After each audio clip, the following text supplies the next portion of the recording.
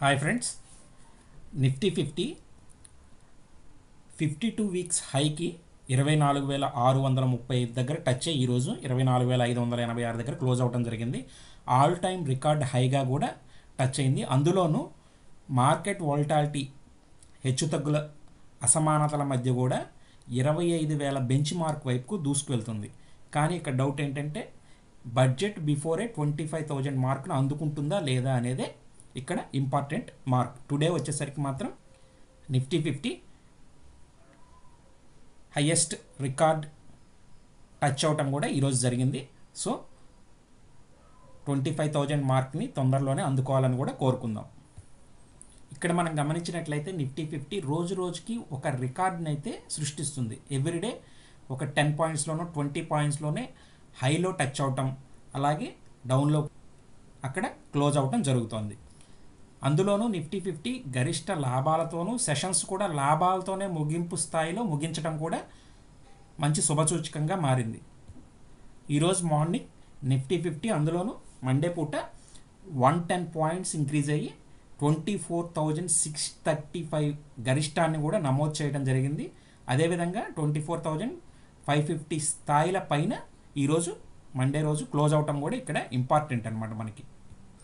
అందులోనూ ఈరోజు ఆసక్తికరమైన విషయం ఏంటంటే ఎస్బీఐ మరియు ఐటీసీ మినహా ప్రధాన ఇండెక్స్లో హెవీ వెయిట్లు ఏవి సోమవారం నిఫ్టీ యొక్క పురోగమనానికి దోహదం చేయలేదు మనకి ఇక్కడ మండే రోజున. సో వాటిలో చాలా వరకు ప్రతికూల పక్షపాతం కనపడింది. సో ఇక్కడ ఎస్బీఐ కానీ ఐటీసీ కానీ మనం చూసుకున్న చాలా పాజిటివ్ వేలో అయితే రన్ అవటం జరిగింది, క్లోజ్ అవటం జరిగింది. ఇవి రేపు ట్యూస్డే రోజున ఈరోజు ఫలితాలను బట్టి కూడా నివేదించడం జరుగుతుంది. అలాగే బజాజ్ ఆటోతో పాటు ఓఎన్జీసీ మరియు ఎన్టీపీసీ వంటి పిఎస్యూల నుండి కూడా సహకారం వచ్చింది. సేమ్ వీటి నుంచి సహకారం కూడా లభించడం జరిగింది. పిఎస్యూ స్టాక్స్ అయిన ఓఎన్జీసీ, ఎన్టీపీసీ వీటి నుంచి కూడా బజాజ్ ఆటోలతో పాటు సహకారం రావడం కూడా పాజిటివ్లో క్లోజ్ అవడానికి దోహదపడింది. ఈరోజు మెయిన్లీ వచ్చేసరికి విదేశీ సంస్థలు ఏదైతే ఎఫ్ఐస్ ఉంటాయో వాళ్ళు నెట్ బయర్స్గా ఉన్నారు. అదేవిధంగా డిఐస్ వచ్చేసరికి నెట్ సెల్లర్స్గా ఉన్నారు క్యాష్ సెగ్మెంట్లో. స్టాక్స్లో కనుక మనం వాచ్ చేసుకుంటే వేదాంత గురించి చెప్పుకోవాలి. కంపెనీ నిధులను సేకరించడానికి క్యూఐపిని ప్రారంభించింది. ఈ క్యూఐపి యొక్క ప్రారంభ ధర వచ్చేసరికి ఒక్కొక్క షేర్కి 461 రూపీస్ 26 పైసాగా నిర్ణయించబడింది. ఇది మండే రోజు స్టాక్తో ముగింపు ధరతో సమానంగా ఉంటుంది. కంపెనీ క్యూఐపి ద్వారా 8,000 crores వరకు సమీకరించాలని భావిస్తున్నట్టు మనకి గతంలోనే నివేదించింది. దీనివల్ల ఈరోజు కన్ఫర్మ్ చేయటం వల్ల వేదాంత పాజిటివ్గా క్లోజ్ అవటం జరిగింది. నెక్స్ట్ జియో ఫైనాన్షియల్ సర్వీసెస్ కనుక మనం గమనిస్తే నెట్ ప్రాఫిట్ 0.6% ఇంక్రీజ్ అయ్యి 3.12 crores చేరుకుంది. అదేవిధంగా రెవెన్యూలో డిక్లైన్ అయింది, 417.8 crores చేరుకొని 0.1% డిక్లైన్ అయితే కనబడింది. సో ఈరోజు స్లైట్ 1.34% పాజిటివ్లో అయితే క్లోజ్ అవటం జరిగింది. నెక్స్ట్ స్టాక్ గమనిస్తే కనుక మనకి ఏంజల్ వన్ నెట్ ప్రాఫిట్ వచ్చేసరికి 35.8% పెరిగి 297.3 crores చేరుకుంది. అలాగే రెవెన్యూలో 73.7% ఇంక్రీజ్ అయింది, 1,394.4 crores చేరుకుంది. ఎబిటాలో కూడా 48.7% ఇంక్రీజ్ అయ్యి 472.7 crores చేరుకుంది. ఎబిటా మార్జిన్లో కూడా 39.6% నుండి 33.9% త్రైమాసికంలో 2.6 మిలియన్ల క్లయింట్లను జోడించారనమాట, అంటే ఇంక్రీజ్ చేసుకున్నారు. సేమ్ మార్చ్ త్రైమాసికంతో పోలిస్తే 10.5% క్షీణత కనబడింది, అంటే తగ్గింది మొన్న మార్చ్తో పోల్చుకుంటే. మొత్తం క్లయింట్ బేస్ మార్చ్ త్రైమాసికంతో పోలిస్తే 11.2% వృద్ధితో 24.7 మిలియన్లకు చేరుకుంది. సో ఈరోజు సెషన్లో ఏంజల్ వన్ స్టాక్ వచ్చేసరికి ఇంక్రీజ్ అయింది. నెక్స్ట్ వచ్చేసరికి హ్యాట్సన్ అగ్రో యొక్క నెట్ ప్రాఫిట్ వచ్చేసరికి 62.9% ఇంక్రీజ్ అయ్యి 130.5 crores చేరుకుంది. అలాగే రెవెన్యూ 10.4% ఇంక్రీజ్ అయ్యి 2,375 crores చేరుకుంది. ఎబిటాలో కూడా 39% ఇంక్రీజ్ అయ్యి 330.3 crores చేరుకుంది.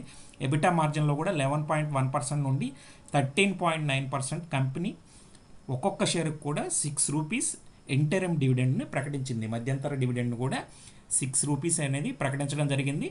సేమ్ యాజ్ ఈరోజు సెక్షన్లో 3.7% వరకు ఇంక్రీజ్ అవటం కూడా జరిగింది. నియర్లీ 43 రూపీస్ అయితే ఇంక్రీజ్ అయ్యి క్లోజ్ అయ్యింది అనమాట. నెక్స్ట్ స్టాక్ వచ్చేసరికి హిందుస్థాన్ యూనిలివర్. ఇది వచ్చేసరికి వాటర్ ప్యూరిఫికేషన్ బిజినెస్ ఏదైతే ఉందో దానికి సేల్స్ అండ్ డివెస్ట్మెంట్ అప్రూవ్ చేసిందనమాట. దేనికి ఏఓ స్మిత్ ఇండియా లిమిటెడ్ వాళ్ళకి $72 మిలియన్. సో ఈరోజు సెషన్లో అది నెగిటివ్లో కూడా క్లోజ్ అవ్వడం జరిగింది స్లైట్గా. దీనికి సంబంధించిన డివెస్ట్మెంట్ రిలేటెడ్గా వాటర్ ప్యూరిఫికేషన్ బిజినెస్ని ఏఓ స్మిత్ ఇండియా లిమిటెడ్కి అప్పగించడం జరిగింది. నెక్స్ట్ స్టాక్ వచ్చేసరికి Unichem Laboratories Limited, US FDA company నుంచి గోవా సౌకర్యం కోసం అంటే అబ్జర్వేషన్స్ని 5 అయితే ఇష్యూ చేయడం జరిగింది. ఆ అబ్జర్వేషన్లో మరింత విధానపరమైనవిగా వాటిలో ఏవి డేటా సమగ్రతకు సంబంధించినవి కావు అని కంపెనీ కూడా తెలిపింది. కంపెనీకి సంబంధించిన 15 పని దినాల్లో ఏదైనా వర్కింగ్ అవర్స్ ఉంటాయో 15 డేస్లో అవసరమైన ప్రతిస్పందనను అందిస్తుందని, పరిశీలనలో వ్యాపార కొనసాగింపుపై ప్రభావం కూడా చూపవని తెలిపింది. సో ఈరోజు సెషన్లో ₹2 ఇంక్రీజ్ అయ్యి మార్కెట్లో క్లోజ్ అవ్వడం జరిగింది. అదేవిధంగా గ్రాస్ డైరెక్ట్ ట్యాక్స్ కలెక్షన్ వచ్చేసరికి జూలై 11 వరకు 23% 23.2% year on year at 6.45 lakhs crores up అయింది. అలాగే నెట్ డైరెక్ట్ ట్యాక్స్ కలెక్షన్స్ కూడా జూలై 11 వరకు అప్ అయిన 19.5% year on year at 5.74 lakhs వరకు 7 lakhs crores వరకు కలెక్షన్ అయితే అవటం జరిగిందని గవర్నమెంట్ నుంచి మనకి ఇన్ఫామ్ చేయడం కూడా జరిగింది జూలై 11 నుంచి. ఏటీఎఫ్ మరియు సహజ వాయువులను జిఎస్టీ కింద పొందాలనే న్యాచురల్ గ్యాస్ని చర్చ మళ్ళీ వేగం పుంజుకుంది. దీంతో చమురు మంత్రిత్వ శాఖ కూడా తన 100 రోజుల కార్యాచరణ ప్రణాళికల్లో భాగంగా ఈ ప్రతిపాదనను ముందుకు తీసుకురావడంతో ఆర్థిక మంత్రిత్వ శాఖ ఈ చర్య గురించి జాగ్రత్తగా కొనసాగించడం జరుగుతోంది. కానీ చమురు మంత్రిత్వ శాఖ యొక్క ప్రతిపాదనను దాని పరిశీలన కోసం జిఎస్టీ కౌన్సిల్ నామినేట్ ఫిట్మెంట్కి కమిటీకి ఇంకా పంపించడం అయితే జరగలేదు.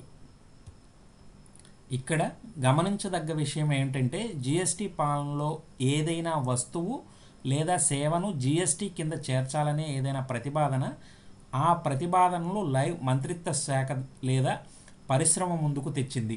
దాన్ని ఆర్థిక మంత్రిత్వ శాఖ జిఎస్టీ కౌన్సిల్కు పంచుకుంటుంది. దాని రేటును నిర్ణయించడానికి, ప్రతిపాదనను అంచనా వేయడానికి, కమిటీ సభ్యుల నుండి ప్రతిస్పందనలను కోరడానికి, దాని పర్సంటేజ్, ఆదాయాలు, రాష్ట్రాలపై ప్రభావం మొదలైన వాటి పరంగా ప్రతిపాదన యొక్క పరిధిని అర్థం చేసుకోవడానికి జిఎస్టీ కౌన్సిల్ దాన్ని ఫిట్మెంట్ కమిటీ మరియు లా కమిటీతో పంచుకుంటుంది, ఎటువంటి విభేదాలు లేకుండా. ఈ విశ్లేషణ ఫిట్మెంట్ కమిటీ వారి చర్చ మరియు నిర్ణయం కోసం కౌన్సిల్కు సిఫార్సు చేయటం కూడా జరగాలి. సో దీని ప్రకారం ఎటువంటి ఇబ్బందులు ఉంటాయి, రాష్ట్రాలపై ఎటువంటి ప్రభావం ఉంటుంది, అదేగా వాటి పర్సంటేజ్ రేట్ల ప్రకారం ఆదాయాలు ఏ విధంగా వస్తాయనే దాని మీద కూడా దీర్ఘంగా ఆలోచించి చర్యలు తీసుకొని దాని మీద సిఫార్సులు కూడా కోరటం జరుగుతుంది. గతంలో ఈ ప్రతిపాదనను జిఎస్టీ కౌన్సిల్ పరిశీలనలకు వెళ్ళింది. 45వ జిఎస్టీ కౌన్సిల్ సమావేశంలో దీనిపై సుదీర్ఘంగా కూడా చర్చించారు. పెట్రోలియం ప్రాజెక్టులు ఇప్పటికే జిఎస్టీ పరిధిలో ఉన్నాయని, అయితే ఆ వర్గానికి లేదా వివిధ పెట్రోలియం ఉత్పత్తులకు ఎలాంటి రేటును కేటాయించలేదని కౌన్సిల్ పునరుద్ఘాటించింది. ఈ ప్రతిపాదనపై చర్చను సముచితంగా భావించినప్పుడు ప్రారంభించవని, అంటే ఎప్పుడైతే పాజిటివ్గా ఉంటుందో అక్కడ ప్రారంభించవచ్చని కౌన్సిల్ కూడా నిర్ణయించడం జరిగింది. సో ఫ్రెండ్స్, ఈ వివరాలు కనుక మీకు ఉపయోగపడినట్లయితే ఛానల్ని సబ్స్క్రైబ్ చేయండి, వీడియోని షేర్ చేయండి, లైక్ చేయండి. Thank you.